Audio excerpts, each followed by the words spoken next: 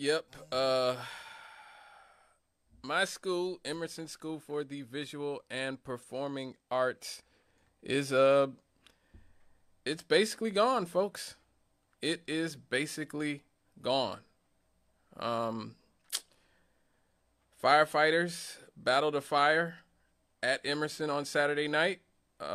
This was the second time this school has caught fire in the last 6 months. Um, the fire broke out around 9:45 p.m. on Saturday night.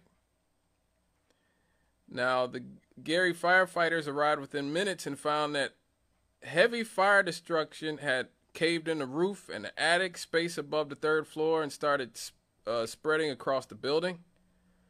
The smoke could be seen from miles away and was spreading quickly due to the wind. There was a lot of wind on Saturday night. Now, luckily, in spite of the fact that the building collapsed, the firefighters have said that there were no injuries at the school. The firefighters actually came from multiple Northwest Indiana communities, including Maryville and Munster, and they fought the blaze until 3 o'clock on Sunday morning. So big shout out to everybody in Maryville and Munster for loaning us your fire departments to fight such a large fire here in the center of Gary. But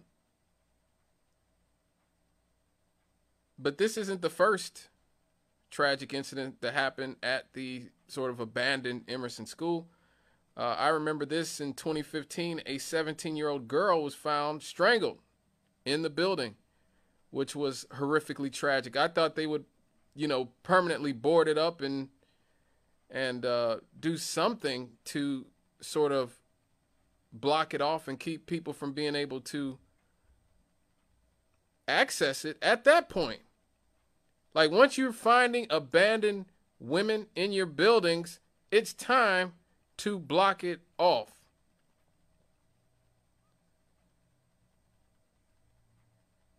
Like I said, this was the second fire in less than a year. In June, there was a fire at Emerson as well. So this is the second fire that we've had in the last 5 months, really. 6 months, I guess.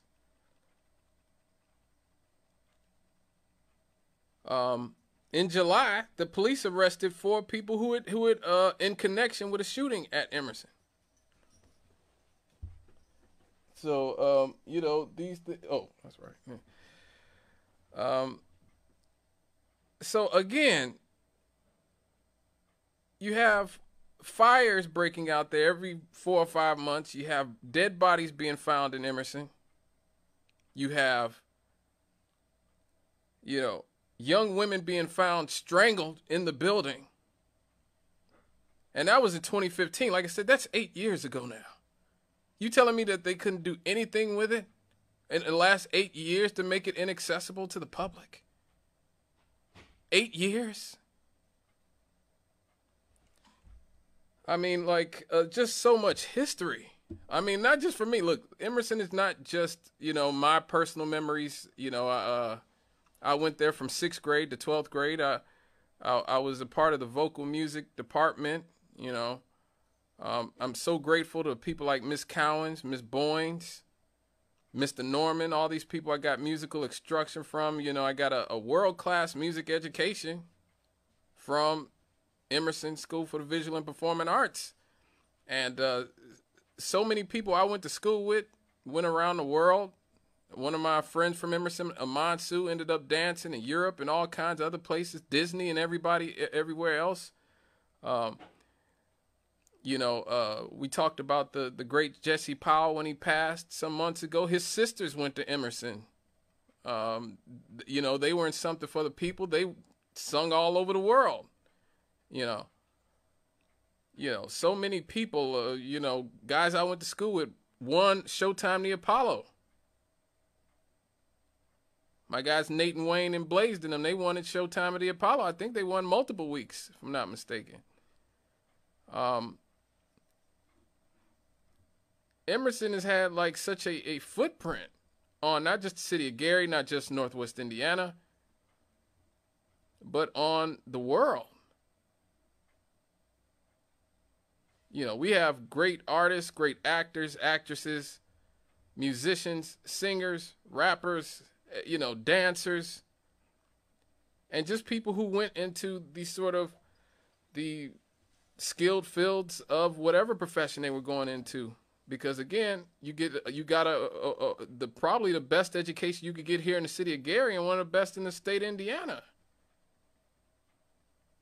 Going to Emerson for you know, especially as the performing arts school. I don't know what it was like before it became a performing arts school. I guess some of you out there probably would know better than me what the old Emerson was like that closed in the 80s.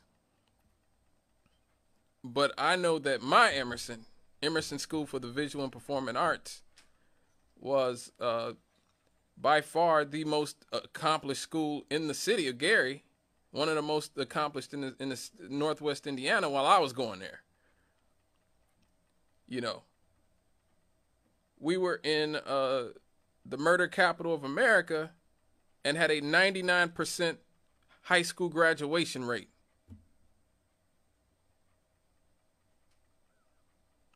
You know, and a lot of that was because our teachers, Miss Cowens, Miss Boynes, told us we were representing our people. Everywhere we went, when we had to go sing to try to get funding to keep the school open all those times in Chicago, when we went to the ISMA contest, the Indiana State singing competitions and all those things, they told us, don't act the doggone fool here. You're representing Gary, Indiana. You are representing black folks. You know, we were in some places that we were the only black people there.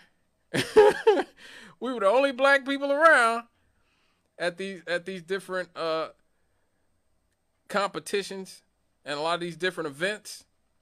And we knew it was necessary that we had to get our faces out there because Emerson and the Gary community school system, you know, was having financial issues. And it really is unfortunate to see, you know, what has become of it. I talked to my Miss McCready, who you guys know, on Monday, who was my teacher at Emerson. And, you know, she stays in contact with a lot of people from Emerson from that era when we were both there.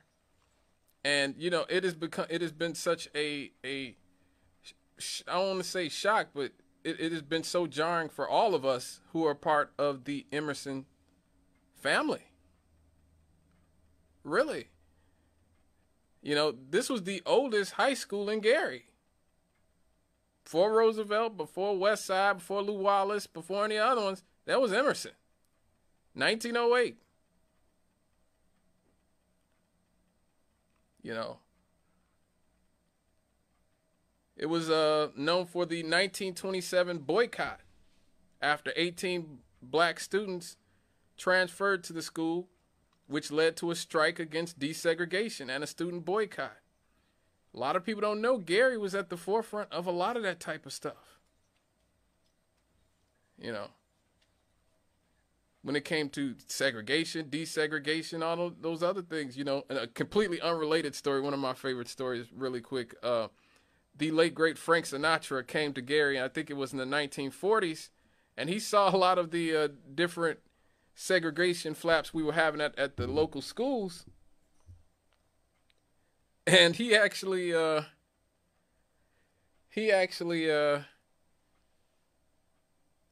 cursed out the white students and their parents for not wanting to go to school and not wanting their children to go to school with black people. And that's why Frank Sinatra will always be a real G to me. He was somebody who did not, he gave it to you straight with no chaser. But yeah, we have that type of history here in this city. We have that type of history. All the time, I see people who I went to school with at Emerson. I go to the bank. I work, one of the women I see at Centaur Bank, I went to school with, one of my classmates. I see Emerson people everywhere. Emerson people in the media, Emerson people in the government, Emerson people all over. You know, and we were such a little school, but we had a really big outsized impact for the size of the school here in the city of Gary. The fire chief, Mark Terry, actually released a statement and addressed the fire. He said, I was saddened when I arrived on the scene to see such devastating damage to Emerson. This building contains so much history to so many of us in Gary, and I have many fond memories of here, having attended many events when my son was a student here. The birthplace of our modern educational system was started right here, and this school was the first school in the country to have a swimming pool. Think about that. There have been so many famous alumni that roam these halls. Amen to that, Fire Chief Mark Terry. I didn't even know that Emerson was the first school in America to have a swimming pool. But it makes sense. A lot of people don't know that about right here in the city of Gary. Gary was at the forefront of the education movement of the 20th century. Up until like the 50s and 60s, we had one of the best school systems in America, in the world.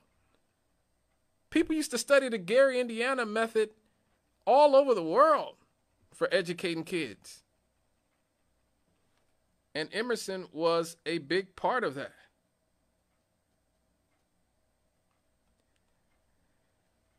And now we have to deal with the rest of the situation here. We have about 19 vacant Gary schools. 19 vacant schools here in this city, like Emerson. What are we going to do with them? What are we going to do with them? People are being found dead in them. Fires are being set. Who knows what else is kind of horrific crimes are happening in these buildings and these neighborhoods are made they're made a lot less safe by having these vacant buildings around.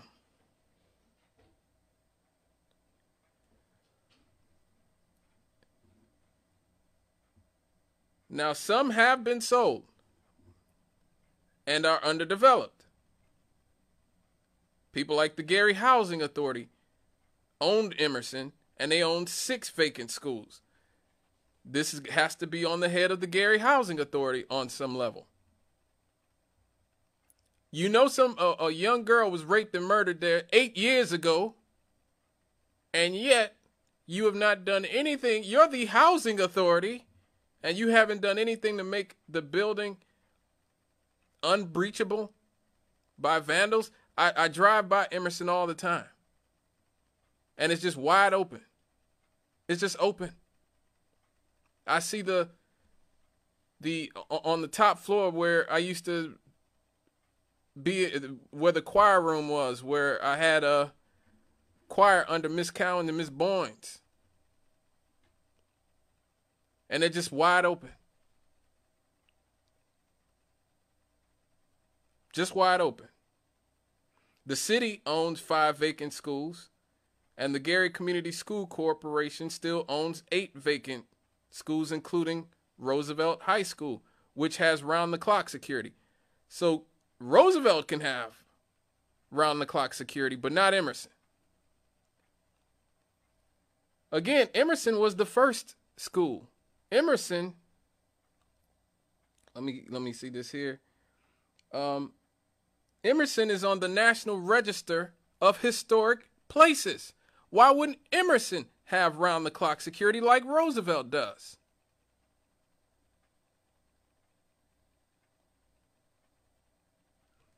I mean, look, I know Roosevelt is where the Jacksons went. Hell, I work for a bunch of Rooseveltians here at the station. I'm surrounded by Velt people. I know. I like my checks clearing. Okay, I'm not dogging Roosevelt, everybody. I'm not saying anything bad about Roosevelt, but I'm just saying Emerson was there first. Emerson has just as much history. Emerson has produced some of the most talented people who have ever come out of this city.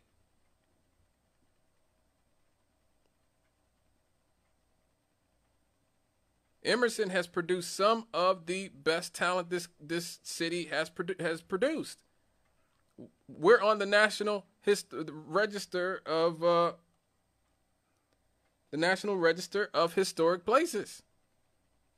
So you telling me you can't find some sort of security for us, our school?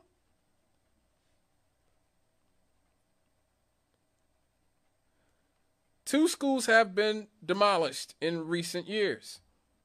Nobel Elementary was demolished in May. I didn't know that.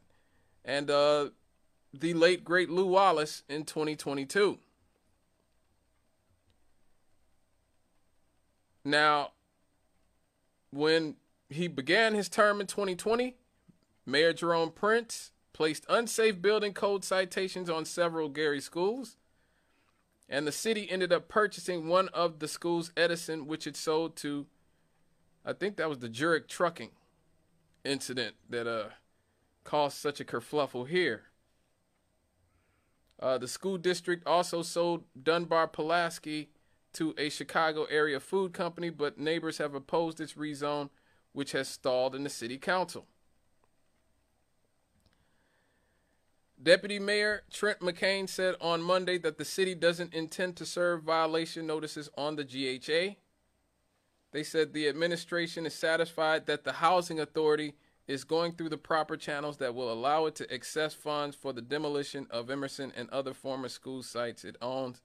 It should have never come to that. Again, should have never come to this.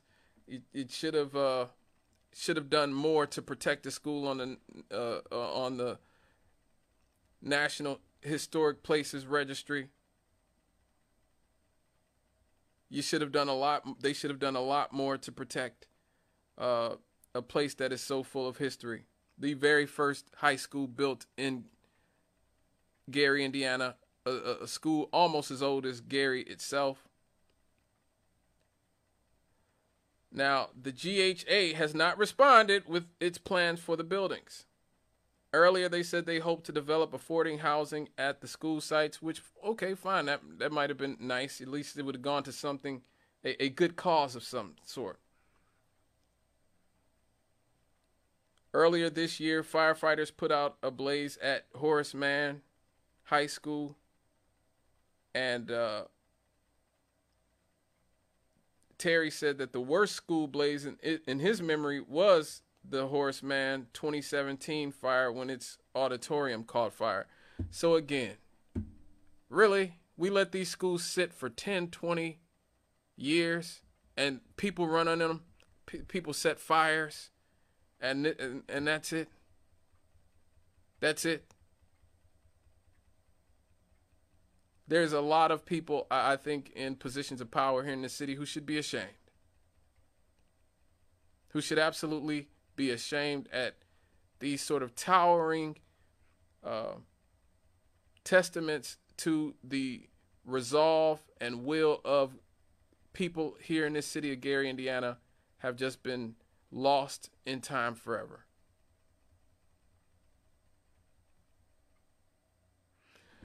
But that's just what I think, folks. Please give me a call, 219-885-1370 AM. We'll be right back after these.